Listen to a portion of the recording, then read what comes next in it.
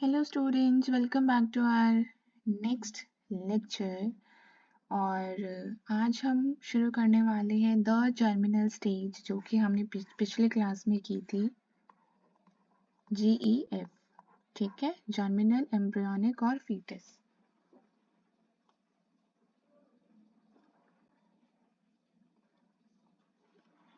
तो सबसे पहले जर्मिनल स्टेज, इससे पहले हम कवर कर चुके हैं अपनी प्रीवियस क्लास में। और अगर आप लोग फर्स्ट टाइम विजिट कर रहे हो, आपको क्लास अच्छी लग रही है, तो लाइक शेयर सब्सक्राइब करना मत भूलिएगा। और कमेंट सेक्शन में जो भी डाउट हो आप लोगों के, आप वो पूछ सकते हैं, और हर एक को जो है वो आंसर मिलेगा कमेंट सेक्शन में। ठीक है, तो सबसे पहले जर्मिनल स्टेज, जो कि होता है फर्टिलाइजेशन से 2 हफ्ते तक। Fertilization to 2 week. During the germinal stage, the first 2 weeks are the first 2 weeks after fertilization, zygote divide becomes more complex, is implanted in the walls of uterus. Within 36 hours after fertilization, the zygote enter a period of rapid cell and duplication or mitosis.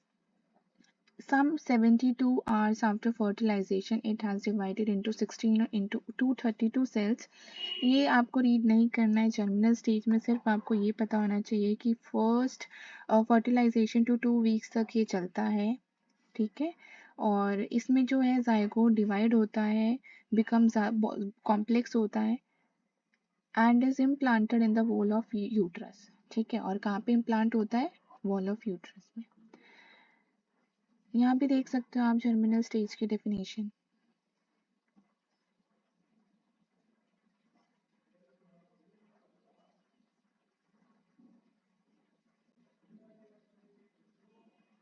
अब यहाँ पे क्या है, सिर्फ आप term देख लो, एक होती है एक्टोडर्म और एक होती है एंडोडर्म।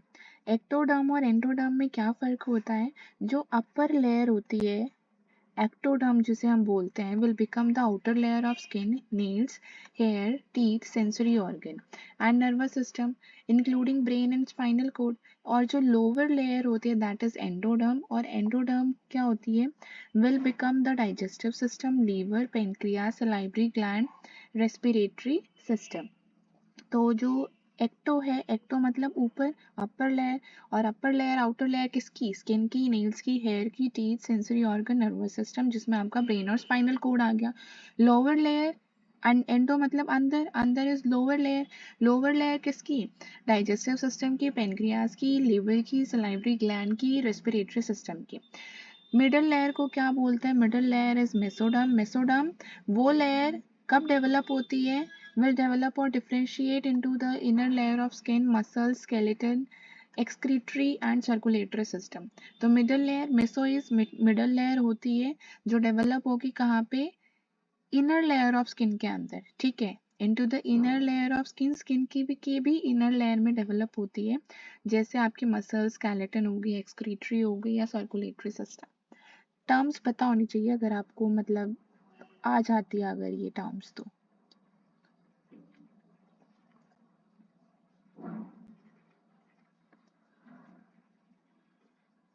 तो यहाँ पे आपको एक और टर्म है placenta. Placenta which contain both maternal और एम्ब्रियोनिक टिश्यू, जो मेटर्नल और एम्ब्रियोनिक टिश्यू दोनों कंटेन करता है और डेवलप होता है यूट्रस में, ताकि वो ऑक्सीजन को अलाउ कर सके, नरिशमेंट दे सके बच्चे को, and ways to pass between mother and embryo. ये कनेक्टेड होता है टू द एम्ब्रियो, एम्ब्रियो से कनेक्टेड होता है बाय द अम्बिलिकल कोड। ठीक है, ये पता होनी चाहिए लाइन्स आपको।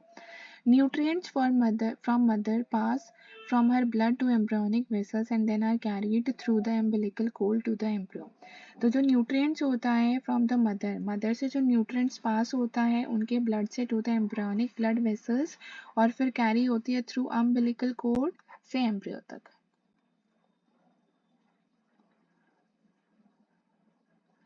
दैट्स इट, इसमें सिर्फ इतना ही करो आप। एम्ब्रियोनिक स्टेज होती है 2 to 8 वीक्स, तो फर्टिलाइजेशन से 2 वीक्स तक जर्मिनल, एम्ब्रियोनिक हो जाएगी 2 से 8 weeks. Organs, major body system जैसे रेस्पिरेटरी, डाइजेस्टिव, नर्वस, ये डेवलप होते हैं rapidly. Critical period when the embryo is most vulnerable to destructive influence in the prenatal environment. Any organ system or structure that is developing at the time of exposure is most likely to be affected. तो इसमें जो है ज़्यादा destructive influence या destructive exposure नहीं मिलना चाहिए इस दौरान, अदरवाइज जो है बेबी के डेवलपमेंट को अफेक्ट करता है ये। लेकिन इस वाले स्टेज में जो है रेस्पिरेटरी, डाइजेस्टिव, नर्वस सिस्टम, जो मेजर बॉडी सिस्टम होते हैं वो रेपिडली डेवलप होना शुरू हो जाते हैं। इसमें क्या होता है कि most severely defective embryos usually do not survive beyond first trimester और 3 मंथ पीरियड और प्रेगनेंसी। तो इसमें क्या होता है, जो डिफेक्टिव एम्ब्रियोज होता है वो फर्स्ट ट्राइमेस्टर के बाद सर्वाइव नहीं कर पाते हैं, जिसको हम बोलते हैं 3 मंथ पीरियड ऑफ प्रेगनेंसी।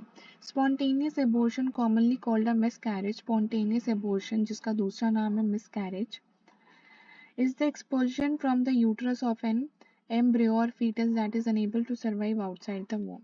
तो इसमें क्या होता है, जब बेबी सर्वाइव नहीं कर पाता और उसके अंदर ही डेथ हो जाती है तो उसको हम बोलते हैं मिसकैरेज या spontaneous abortion. Okay,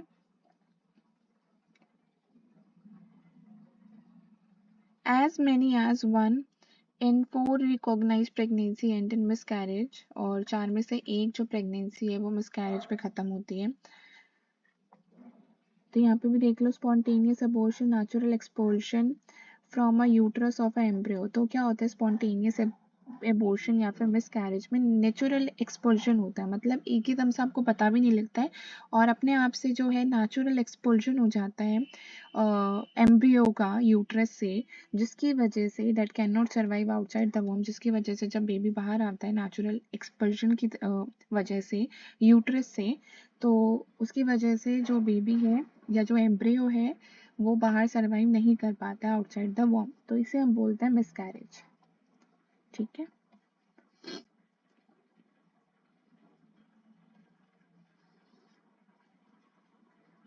next is fetal. Fetal stage में क्या होता है, 8 वीक्स टू बर्थ तक होता है, 8 weeks to birth.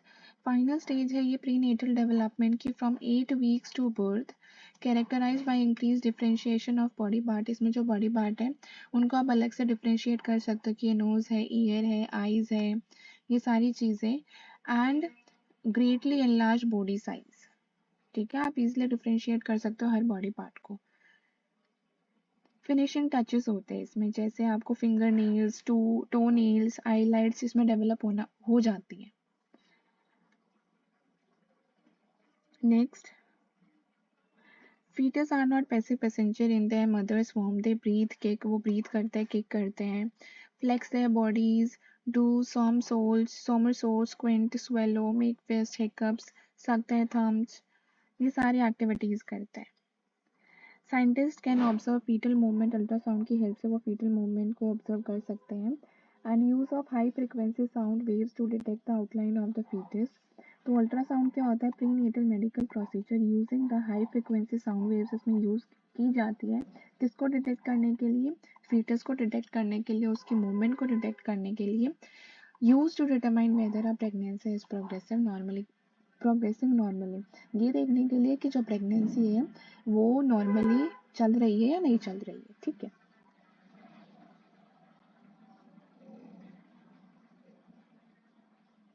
Next is the placenta from, ये भी मत करो, नेक्स्ट कर चुके हम। ठीक है, प्रीनेटल डेवलपमेंट हमारी 3 स्टेजेस वाली जर्मिनल, एम्ब्रियोनिक और फीटल हो चुकी है। अब आते हैं प्रीनेटल डेवलपमेंट। इन्वायरमेंटल जो इन्फ्लुएंस करता है प्रीनेटल डेवलपमेंट में, वो एक मैटरनल फैक्टर और दूसरा पैटर्नल फैक्टर्स। ओके, तो मैटरनल फैक्टर्स क्या होते हैं, जैसे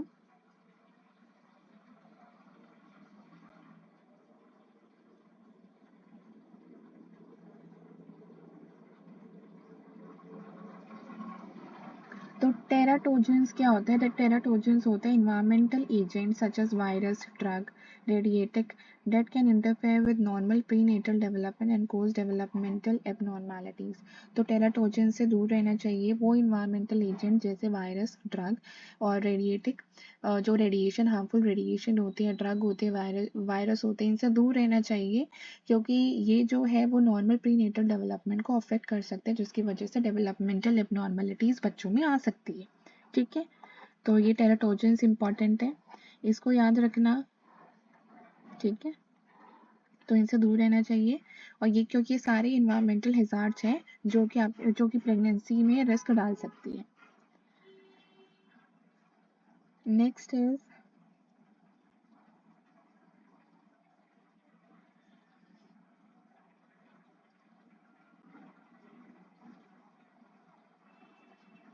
nutrition and maternal weight. Nutrition का भी बहुत इन्फ्लुएंस होता है बच्चों के डेवलपमेंट पे, प्रीनेटल डेवलपमेंट पे। मैटरनल वेट,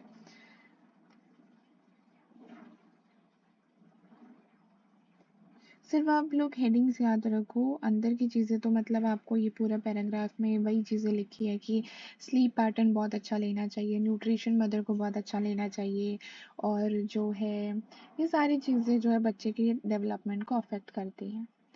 टेंशन नहीं लेनी चाहिए, स्ट्रेस नहीं लेना चाहिए मदर को प्रेगनेंसी के टाइम पर। और माल न्यूट्रिशन, अगर माल न्यूट्रिशन होगा, प्रीनेटल माल न्यूट्रिशन जो है जिसके बहुत लंबे टाइम तक इफेक्ट रहता है बच्चों के डेवलपमेंट पर। और तो माल नरिश्ड वुमेन वो होती है हु टेक डाइटरी सप्लीमेंट। तो माल नरिश्ड वुमेन जिसमें न्यूट्रिशंस की कमी है तो वो फिर डाइटरी सप्लीमेंट्स लेती है। While pregnant tend to have bigger healthy and more active, जिसकी वजह से जो बच्चे हैं वो हेल्दी बर्थ ले। फिजिकल एक्टिविटी और स्ट्रेन्यूस वर्क मायने रखता है, ठीक है। स्ट्रेन्यूस है स्ट्रेसफुल वर्क, तो फिजिकल एक्टिविटी करनी चाहिए। और जो साथ के साथ है स्ट्रेस नहीं लेना चाहिए। स्ट्रेस के बजाय जो अगर वो जो लेडी है अगर वो रेगुलर एक्सरसाइज करे तो वो बहुत ही बेनिफिशियल होता है एक प्रेग्नेंट वुमेन के लिए, जिसकी वजह से जो है फीटस प्रॉपरली डेवलप होता है। ड्रग इनटेक नहीं होना चाहिए, ठीक है। जो प्रेगनेंसी के टाइम पर ड्रग इनटेक करेगा उसकी वजह से जो है प्रीनेटल डेवलपमेंट पे फ़र्क पड़ता है, बहुत अफेक्ट होता है। Vulnerability is the greatest in the first few months of gestation during the formation of major system and structure of body। तो इन चीज़ों का सेवन नहीं करना चाहिए, जैसे अल्कोहल, निकोटिन, कैफीन, और कुछ इलीगल ड्रग्स होते हैं जैसे मैरिजुआना, कोकेन और मिथेम्फेटामाइन। अल्कोहल सफ़र करता है, अल्कोहल जो है वो suffer from fetal alcohol syndrome, ठीक है। As many as 5 infants in 1000 born, तो 1000 में से 5 जो इन्फेंट्स होते हैं वो सफ़र करते हैं फीटल अल्कोहल सिंड्रोम से। तो फिर फुल फॉर्म याद रखना, fetal alcohol syndrome. Combination of mental, motor and developmental abnormalities, तो जिनकी मदर प्रेगनेंसी के टाइम पे अल्कोहल लेती है तो उनके बच्चे जो है वो फीटल अल्कोहल सिंड्रोम से पीड़ित हो सकते हैं। क्यों? क्योंकि ये जो है इसमें कॉम्बिनेशन ऑफ मेंटल, मोटर और डेवलपमेंटल एबनॉर्मेलिटीज़ देखने को मिलेंगी, affecting the offspring of some women who drink heavily during the pregnancy, ठीक है।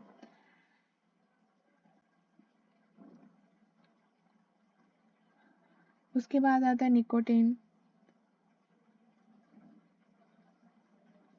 Nicotine is also harmful. Maternal smoking has been identified as single most important factor in low birth weight in development countries, or tobacco use during pregnancy also bring increased risk of miscarriage, growth retardation, stillbirth, small head circumference, sudden infant death।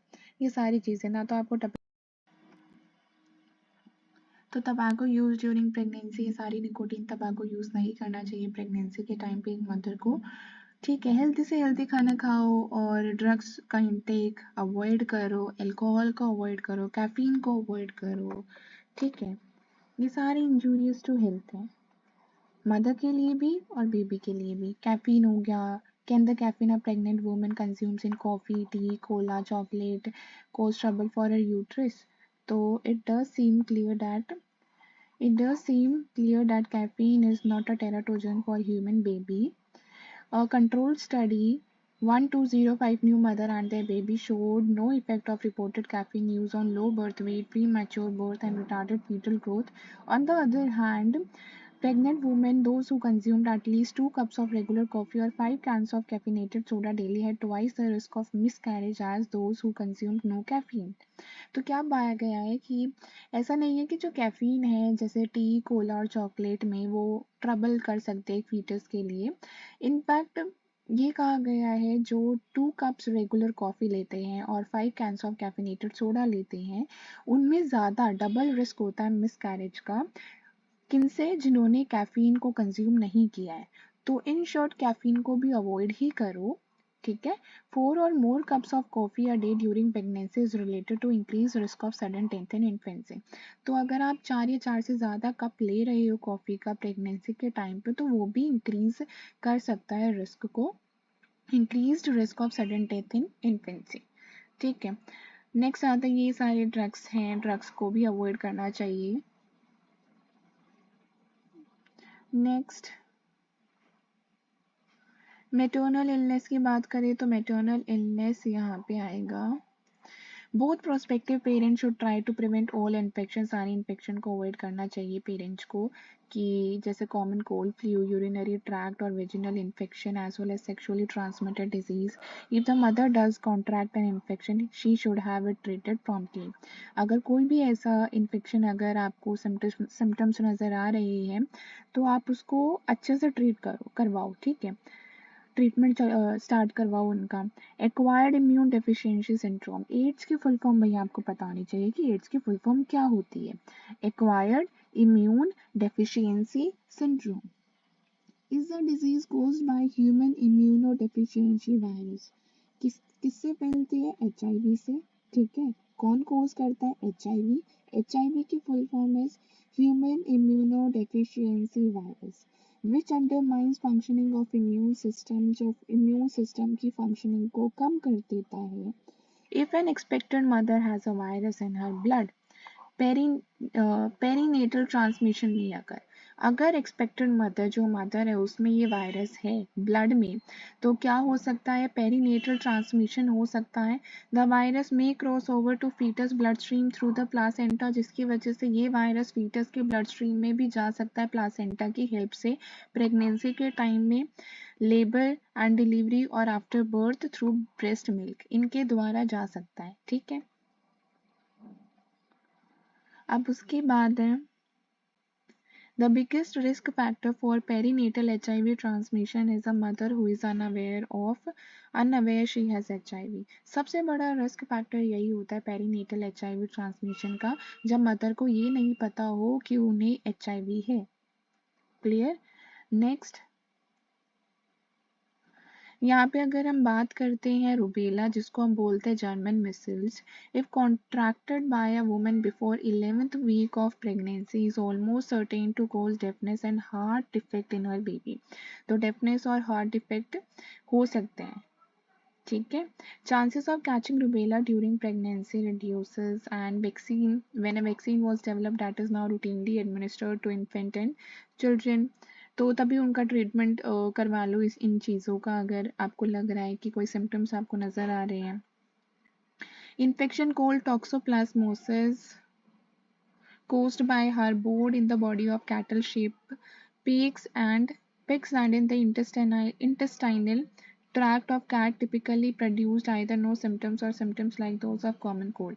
तो एक infection होता है जिसको आप बोलते हो toxoplasmosis, और ये पैरासाइट की वजह से होता है, पैरासाइट जो कि आपको देखने को मिलेंगे कैटल, शीप, पिग्स में, और साथ के साथ इंटेस्टाइनल ट्रैक्ट ऑफ कैट्स में देखने को मिलेंगे, जिसमें जो है अगर ये इन्फेक्शन हो जाता है तो कोई सिम्टम्स नज़र नहीं आते हैं खास, सिर्फ कॉमन कोल्ड ही आपको देखने को मिलेगा इसमें, ठीक है? तो फटाफट से जिन्होंने सब्सक्राइब नहीं किया है और हमारे चैनल पे फर्स्ट टाइम विजिट कर रहे हैं तो जल्दी से जल्दी सब्सक्राइब कर दो, क्योंकि आपको ना खुद फील होगा जब ये पूरी बुक कंप्लीट हो जाएगी ना, या फिर आप इस बुक के साथ साथ NIOS कंप्लीट कर रहे होंगे, तो आपको फील होगा कि ये चीज़ हम पहले ही पढ़ चुके हैं, ठीक है? इस वाली बुक में जो हमने यूट्यूब पे क्लास ली है अ चाइल्ड वर्ल्ड्स में, तो जब आप NIOS को पढ़ोगे आपको फील होगा कि ये सारी चीज़ें हम एक ही बुक में कवर कर चुके हैं। तो ये बुक बेनिफिशियल है एग्ज़ाम पॉइंट ऑफ व्यू से, तो बिल्कुल ध्यान से चीज़ों को पढ़ना है जो मैं पढ़ा रही हूँ। और कोई भी डाउट है तो कमेंट सेक्शन में आप लोग पूछ सकते हैं, और कोई भी क्वेरी आपकी बिल्कुल बेझिझक आप लोग पूछ सकते हैं, और ज़्यादा से ज़्यादा सब्सक्राइब करना है, ठीक है? इसके बाद हम NIOS स्टार्ट कर देंगे, तो लेकिन वो आप लोगों के पे डिपेंड करता है कि आप लोग जितना अच्छा रिस्पॉन्स देंगे उतनी जल्दी NIOS की क्लासेस भी शुरू कर दी जाएंगी। Okay. Maternal anxiety and stress, some tension and worry during pregnancy are normal। जैसे maternal anxiety और stress जो है वो normal होते हैं pregnancy के टाइम पे, लेकिन नहीं लेनी चाहिए। अगर ज़्यादा टेंशन ले रही हो, ज़्यादा स्ट्रेस है, तो जिसकी वजह से बर्थ में कॉम्प्लिकेशंस आ सकते हैं, जैसे लो बर्थ वेट हो गया, ये सारी चीज़ें। इसमें सिर्फ वही चीज़ें बताई हैं। मैटरनल एज का क्या फ़र्क पड़ता है, जैसे यहाँ पे एक लेडी की बात की गई है, Maria del Carmen Bousada becomes the oldest women. ये सबसे ओल्डेस्ट वुमेन बनी है टू गिव बर्थ। ठीक है, बेबी को बर्थ देने वाली सबसे ओल्डेस्ट वुमेन का रिकॉर्ड इन्होंने हासिल किया है। She had become pregnant after in vitro fertilisation and delivered twins by caesarean section about a week before her 67th birthday. Okay, तो 67th बर्थडे से पहले इन्होंने IVF की हेल्प से, इन विट्रो फर्टिलाइजेशन की मदद से ट्विंस को डिलीवर किया है, ट्विन को बर्थ दिया है ट्विंस को, और सबसे ओल्डेस्ट वुमेन है on record to give birth. तो birth rate of US women in their 30s and 40s are at their highest level since 1960s।